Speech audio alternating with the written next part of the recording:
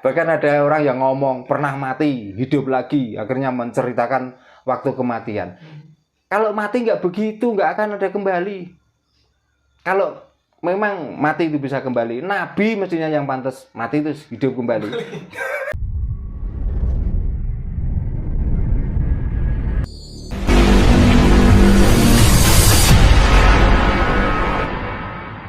Kan lumayan kita nanti bisa membantu kehidupan orang lain. Nah, membantu kehidupan orang lain artinya kita membantu pekerjaan Tuhan. Gitu loh. Gimana, masuk akal? Atau malah membuntoni akal? Enggak masuk akal sekali, Mbak. Nah, makanya saya mengajarkan seperti itu, Pak. Karena saya itu orang Jawa, makanya saya sampaikan juga orang Jawa. Lah selain Jawa kok kontras, ya silakan karena otaknya masih ngeres. Nah, kita itu kepengen punya otak yang waras. Iya. Gitu loh. Supaya kita tuh melakukan apa saja tidak tendensi dengan pahala tentang ya kita nanti di sananya akan mendapatkan begini. Kalau membicarakan di sana, Pak, orang yang sudah mati ratusan tahun yang lalu. Ini belum ada yang memberi kabar kembali di sini. Belum ada kok. Oh, ternyata waktu dulu saya itu memberikan tanah saya, ternyata saya benar di sana tuh mendapatkan tempat yang ini. Oleh syafaah. Bahkan ada orang yang ngomong pernah mati, hidup lagi, akhirnya menceritakan waktu kematian. Kalau mati nggak begitu, nggak akan ada kembali. Kalau memang mati itu bisa kembali, Nabi mestinya yang pantas mati itu hidup kembali. Lalu kita nggak Nabi, nggak wali kok ngomong kita pernah mati, terus kembali lagi menyampaikan, kamu itu loh siapa? Sulapan, Pak, itu. Namanya mati ya sudah mati. Wali itu juga nggak ada cerita wali itu mati terus hidup lagi. Iya. Bahkan diceritakan di Sunan Ngampel namanya Mbah Bolong itu tempat kuburannya 7. Ini pun saksi hidup sampai sekarang nggak ada loh, Pak. Tapi karena itu perjalanan masa lalu ya sudah kita disuruh untuk percaya saja. Memang buktinya ada kuburan 7. Lah yang dipermasalahkan sekarang ternyata kuburan-kuburan yang ada di sini yang sudah kita percaya itu ternyata kuburan buatan. Gitu loh. Sekarang kan sudah marak. Bahkan orang yang sudah nggak jelas. Karena ini untuk untuk menipu otak kita. Nisannya dicabut diganti nisan yang ditulisi dari tulisan orang lain. Terus akhirnya kita datang ke sana. Kita merunduk-runduk menghormati. Lah ya kalau orang yang dimakamkan itu, kalau enggak Nganggur. lah wong yang hidup saja jenengan dari tadi mana tadi Purbolinggo datang ke sini minta syafaat saya, belum tentu saya bisa nyapati, apalagi orang sudah mati, Pak.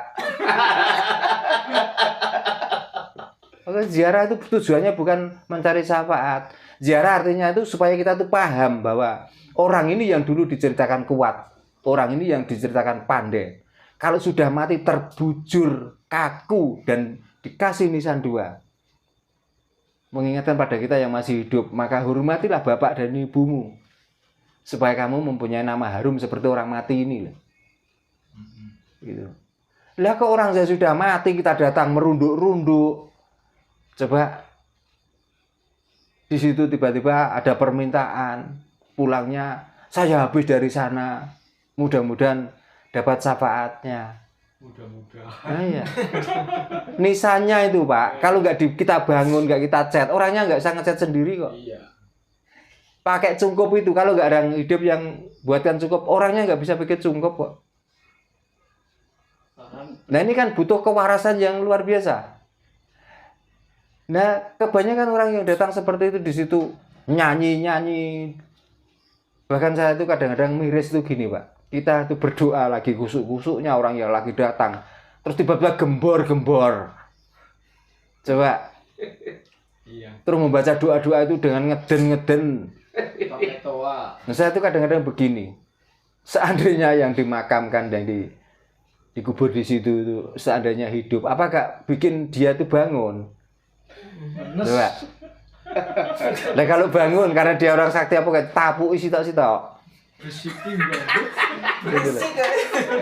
Padahal tuntunannya Allah dzikrillah illa tatmainul qulub. Tapi apa yang dikerjakan orang-orang sekarang?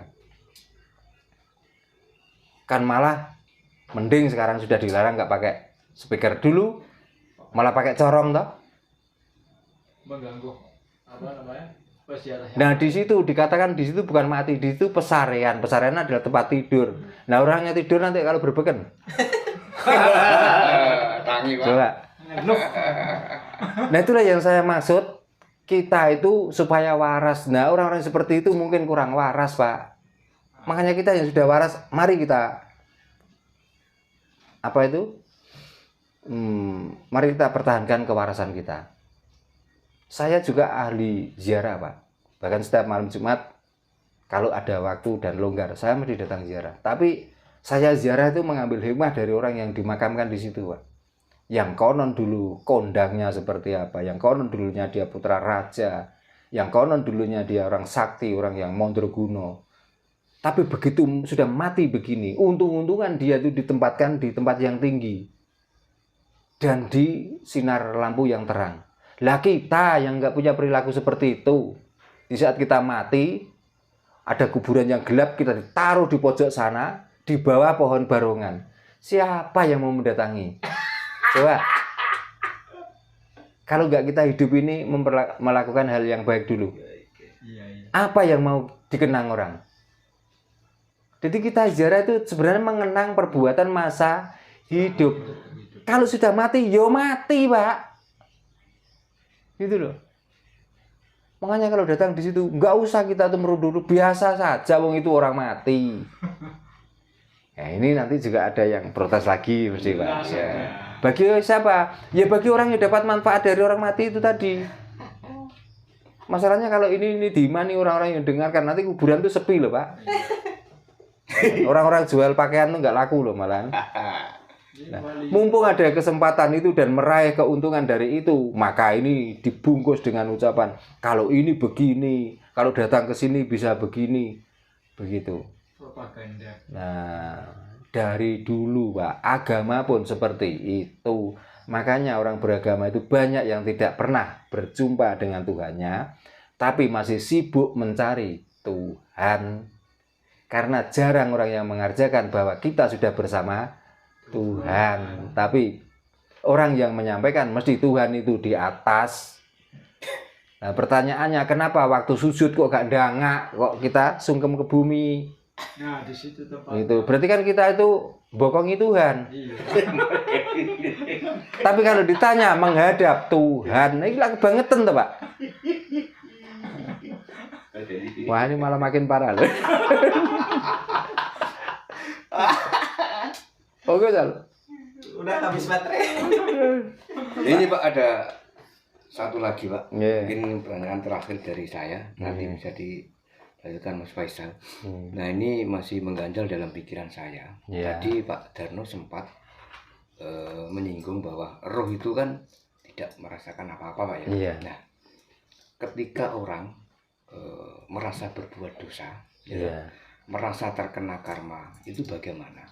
Sedangkan kan kita tahu bahwa jasad tanpa roh itu nggak bisa apa-apa. Ya, monggo Pak. Jadi, Nah, yang kena karma dan yang mendapatkan dosa itu jasad. Karena itu perbuatan jasad bukan perbuatan roh. Di saat kita memegang senter, yang salah baterainya, apakah sinarnya senter itu yang mengenai mata orang? Yang dipisui ya baterainya, apakah sinarnya itu? Nah itulah yang dinamakan Nur Muhammad. Maka dari tadi Nur Muhammad itu perbuatan kita, cermin dari perbuatan. Itu baterainya nggak ada masalah. Paling kalau dibuat nyenter terus paling cuma hangat. Tapi hangatnya baterai nggak mengaruhi setrum yang dikandungnya. Tapi komponen yang dibuat nyenter mungkin kena dopnya, mungkin kena box dari pembungkus senter itu tadi. Ya mudah ngono, masa saya bingung Mas. Masa di saat ada orang kena senter, oh kurang ajar baterai kok. Masa gitu. Lalu kurang ajar sopo bang isi nyenter kan itu. Jelas toh, gamblang toh, mudah toh. Iya. Berarti yang kena karma, yang kena dosa itu jasad kita. Kalau rohnya tenang saja, karena roh adalah Tuhan. Udah, tutup langsung ya. Hmm. Ya mungkin Mbah untuk pertemuan kali ini karena durasi terbatas juga. Iya.